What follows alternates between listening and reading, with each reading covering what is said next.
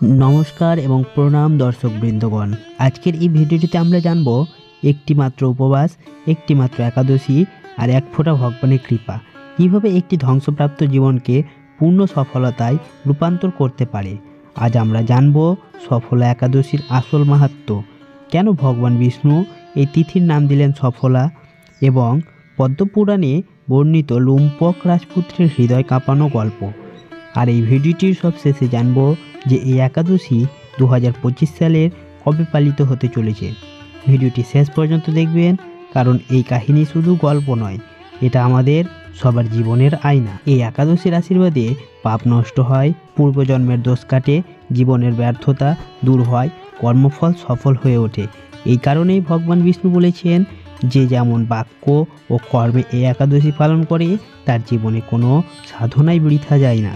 ভগবান বিষ্ণু কেন এই একাদশীর নাম দিয়েছেন সফলা, এখানেই লুকিয়েছে আসল গভীর রহস্য।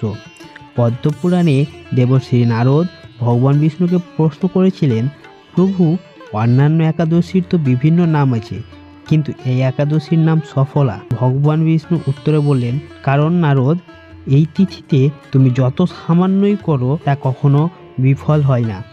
অল্প উপবাস মহাফল, সত্য অনুশোচনা পাপ বিনাশ, এক ফোঁটা ভক্তি মোক্ষের পথ।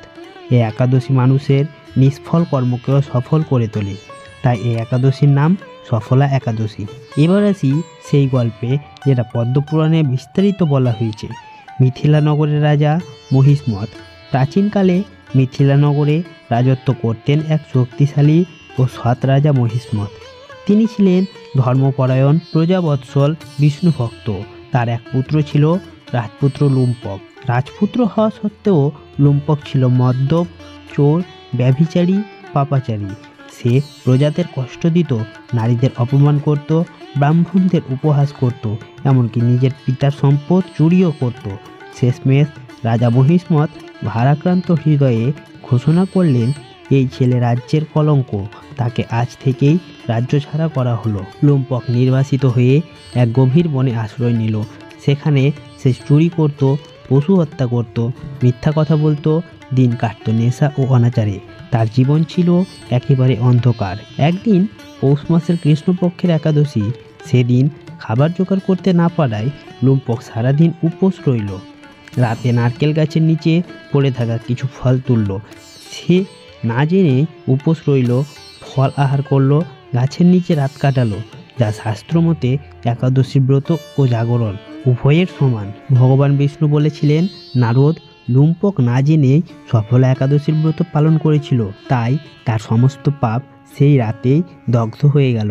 পরের দিন এক অলৌকিক ঘটনা ঘটল। রাজা মহিষ্মতের মৃত্যু হলে মন্ত্রিসভা সিদ্ধান্ত নিল, লুম্পকই হবে রাজা। লুম্পক ফিরে এসে ধর্মপরায়ণ হলো, বিষ্ণু ভক্ত হলো, প্রজাদের রক্ষা করলো। শেষ জীবনে ভগবান বিষ্ণুর কৃপায় সে বৈকুণ্ঠ ধামে গমন করে। এই গল্প বলে, গতকাল যতই অন্ধকার হোক, আজকের একটি সঠিক সিদ্ধান্ত আগামীকাল বদলে দিতে পারে। ঈশ্বর কারো ইতিহাস দেখেন না, তিনি দেখেন অনুশোচনা ও ভক্তি। একটি সফল একাদশী এক পাপীকে রাজা বানাতে পারে, তাহলে আমাদের জীবনও বদলাতে পারে। এবার চলুন আমরা জেনে নেব সফল একাদশী পালন করলে কি লাভ হয়। জীবনের আটকে থাকা কাজ সফল হয়, কর্মদোষ কেটে যায়, অর্থ সমস্যা কমে, পরিবারে শান্তি আসে, বিষ্ণু কৃপা লাভ হয়। যদি আজ আপনার জীবনেও ব্যর্থতা, অপরাধবোধ, হতাশা, অতীতের পাপ থাকে, তাহলে মনে রাখবেন, ভগবান বিষ্ণু এখনও করুণাময়। সফল একাদশী এখনও শক্তিশালী। একটি দিন, একটি উপবাস, একটি সত্যিকারী অনুশোচনা আপনার জীবনকেও সফল করে তুলতে পারে। এবার আসি সবচেয়ে গুরুত্বপূর্ণ প্রশ্নে, কেন সফলা একাদশী অন্যান্য একাদশী থেকে আলাদা? অজান্তেও ফল দেয়, অন্য একাদশীতে জ্ঞান, নিয়ম জরুরি, সফল একাদশীতে অজান্তে হলেও মুক্তি হয়। অন্যান্য একাদশী সাধকদের জন্য, সফলা একাদশী পাপীদের শেষ দরজা। এই একাদশী নামে যেমন, কাজেও তেমন।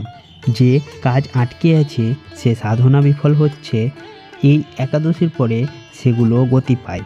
অন্যান্য একাদশী কঠিন নিয়ম, সফল একাদশী ফল আর ভক্তি যথেষ্ট। আপনি যদি ভাবেন আমার পাপ বেশি, আমার জীবন শেষ, ঈশ্বর আমাকে ক্ষমা করবেন না, তাহলে এই কাহিনী আপনার জন্য। একটা দিন, একটা উপোস, একটা অনুশোচনা জীবন বদলে দিতে পারে, ভবিষ্যৎ পাল্টে দিতে পারে। এবার চলুন সবচেয়ে গুরুত্বপূর্ণ বিষয়, যে এই তিথি কখন শুরু হচ্ছে, কখন শেষ হচ্ছে, আপনারা কোন দিন এটি পালন করবেন। তো একাদশী তিথি শুরু হচ্ছে 14ই ডিসেম্বর 2025 সন্ধ্যা 6:50 এবং একাদশী তিথি শেষ হচ্ছে 15ই ডিসেম্বর 2025 রাত 9:19। তাই এই উৎসব বা ব্রত পালন সাধারণত 15 ডিসেম্বর 2025 হবে। পালনের শুভ সময় হলো 16 ডিসেম্বর 2025 সকালে। ভগবান বিষ্ণু বলেছেন, যে মানুষ আমার নাম নেই, আমি তার অতীত দেখি না, আমি তার ভবিষ্যৎ বানাই। এই সফল একাদশীতে একবার চেষ্টা করে দেখুন। যদি ভিডিওটি হৃদয় ছুঁয়ে যায় তাহলে একবার লাইক করে দিবেন, শেয়ার করবেন আর কমেন্টে লিখবেন জয় বিষ্ণু।